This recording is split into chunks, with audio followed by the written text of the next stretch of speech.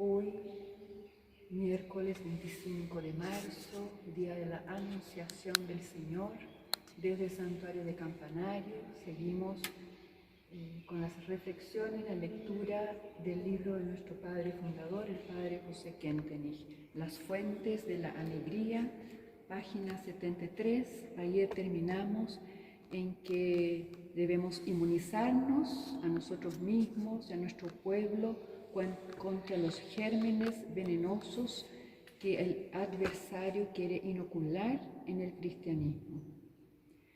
En la educación acentuamos en forma muy exagerada el temor y la humildad. Lo hemos hecho en el pasado y lo seguimos haciendo hoy en día. El filósofo de la cultura y el pedagogo saben que nuestra vida cristiana está impulsada en forma demasiado frecuente y demasiado intensa por tensiones. Y en razón de que esas tensiones son tan profundas, es que se produce la fuerte oscilación y vacilación en la educación de orientación religiosa. Las tensiones pueden demostrarse sobre todo en los dos siguientes sentidos: tensiones entre temor y amor y entre humildad y grandeza de espíritu, magnanimidad y ufanía o soberbia. Como el reproche se articula también desde nuestras propias filas, temor y humildad exagerados. Vale la pena perseguir esta relación de tensión. Tensión entre temor y amor. Tenga la bondad de recordar una vez más que el auténtico sentimiento de vida católico debe experimentar realmente esta tensión. Es verdad, Dios es el Todopoderoso, el Omnipotente, sin duda. Por eso corresponde frente a Él la actitud de temor, la actitud de respeto. Por eso se nos presenta como el absolutamente fascinante, como el excelso. Es correcto que así sea, no debemos olvidarlo, pero Dios es también el Dios del amor, la fuente del amor. Por eso corresponde ante Él también la actitud de la respuesta sencilla y simple de amor filial. Ahí tienen la fundamentación: temor y sentimiento de distancia, amor y entrega a Dios el Padre. Si realizan una investigación histórica para establecer a favor de qué línea se ha resuelto en Occidente esta relación de tensión, encontrarán que se ha resuelto la mayoría de las veces a favor del temor. No se trata que eso fuese algo herético. Ambas posiciones son correctas, porque la mezcla está fundada en la filosofía y la dogmática. Pero se plantea la siguiente pregunta: ¿qué es lo dominante? ¿Cuál es la actitud fundamental del auténtico cristiano?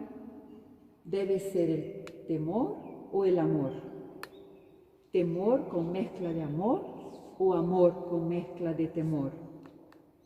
Repito, desde una perspectiva histórica encontrarán dos corrientes que atraviesan la historia de la Iglesia. A veces ambas corrientes fluyen pacíficamente por separado, a veces confluyen en un único caudal, o bien, si quieren utilizar otra imagen, a veces se erigen como una catedral en puro estilo clásico y a veces deben caracterizarse como una catedral cuya construcción se inició en un estilo, se continuó en otro y se concluyó en un tercero.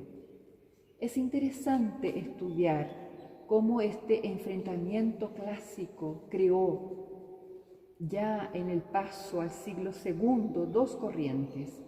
El representante de la corriente que afirma que Dios es el Señor y en la que la dominante en la vida religiosa debe ser el temor.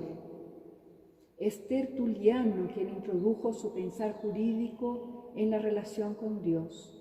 Para él es evidente que Dios es el omnipotente, el todopoderoso, y que la criatura debe colocarse de ese modo frente a él. Por eso temor, aunque por supuesto con mezcla de amor. Clemente de Alejandría es el representante de la actitud espiritual opuesta.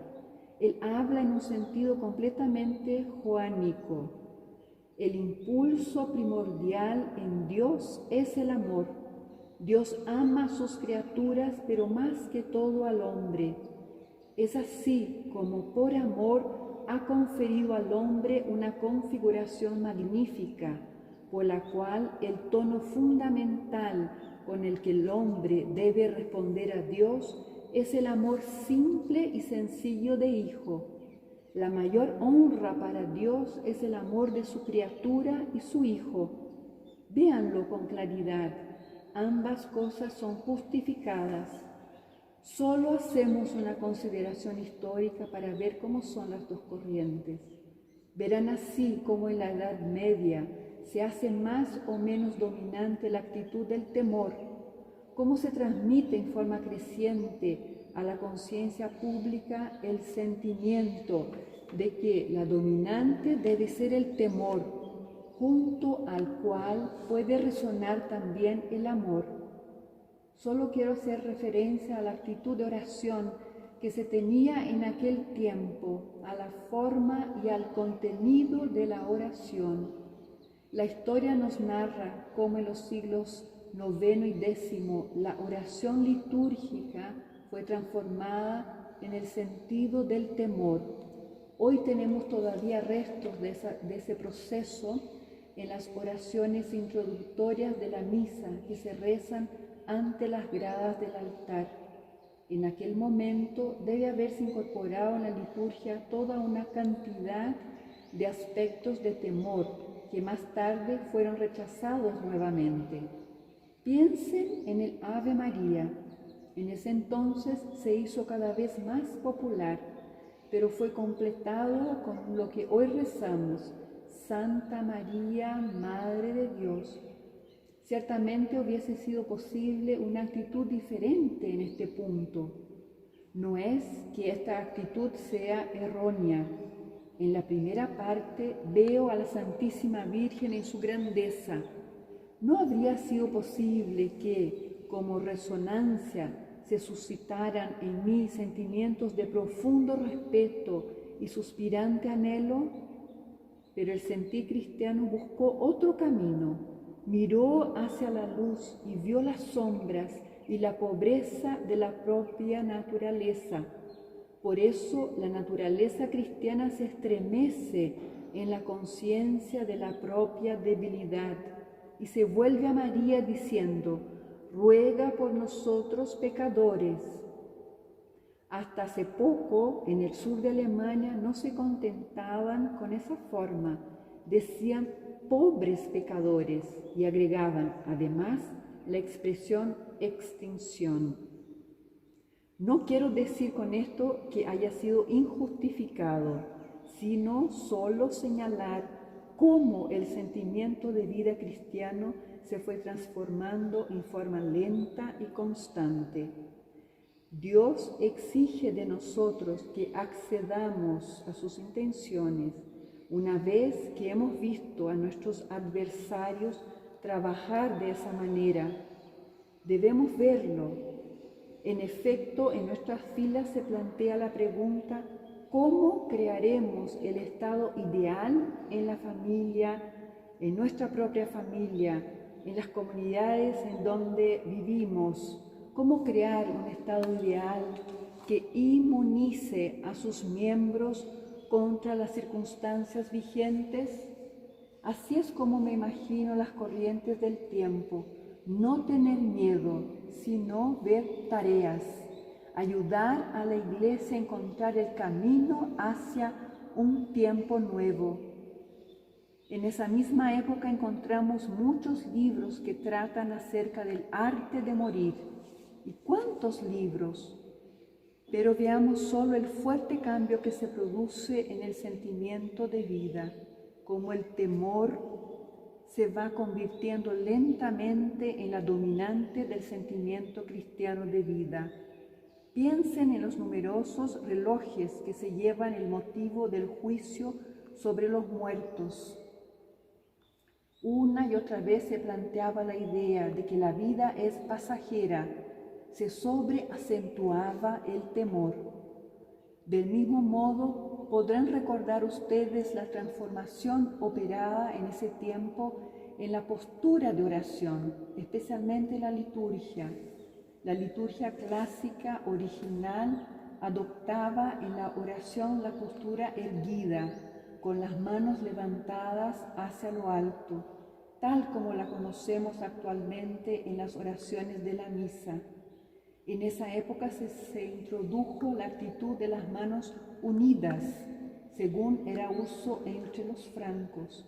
Era costumbre que el vasallo se presentara ante su rey con esa actitud.